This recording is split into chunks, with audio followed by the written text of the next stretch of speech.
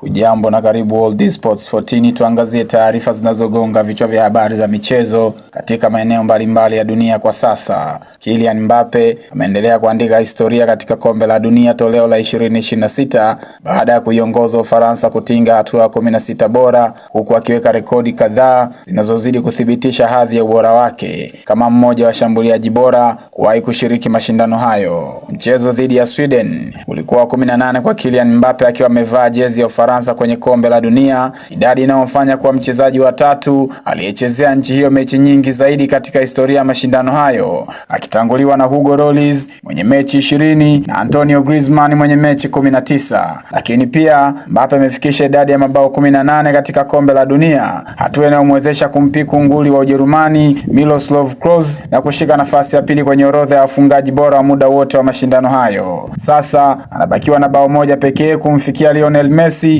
anayeshikilia rekodi ya mabao 19. Aidha, wawili hao wanaongoza mbio za kuwania kiatu cha dhahabu cha kombe la dunia 2026 baada ya kufunga mabao 6 kila mmoja hadi kufikia hatua hii ya mashindano. Tangu alipocheza kombe la dunia kwa mara ya kwanza mwaka 2018, Mbappe amekuwa mchezaji mwenye mafanikio makubwa zaidi katika eneo la ushambuliaji. Amefunga mabao 18 na kuhusika moja kwa moja na mabao 22, takwimu ambazo hakuna mchezaji mwingine aliyefikia katika kipindi hicho. Lionel Messi ndiye anayemkaribia zaidi kwa kufunga mabao 14 na kuhusika katika mabao 19 tangu mwaka 2018. Mshambuliaji huyo wa Ufaransa ameweka rekodi nyingine mpya katika hatua ya mtoano baada ya kufikisha mabao 10 ndani ya mechi 9 za hatua hiyo, idadi ambayo ni kubwa zaidi kuwahi kufungwa na mchezaji yeyote katika historia ya kombe la dunia. Rekodi hiyo ilikuwa ikishikiliwa na nyota wa zamani wa Brazili Leonidas na Ronaldo Nazario, ambao wote walikuwa na mabao 8 kila mmoja katika michezo ya hatua ya mtoano. Kando na Mbappe, winga wa Ufaransa Michael Olise ndiye mchezaji aliyepiga mashuti mengi zaidi katika mchezo wa jana, akiwa na idadi ya mashuti 6 licha ya kutokufunga. Ameweka rekodi ya kutoa pasi 5 za mabao katika kombe hili la dunia, idadi kubwa zaidi kwa mchezaji mmoja katika toleo moja tangu Thomas Haber alipofanya hivyo akiwa na Ujerumani mwaka 1994.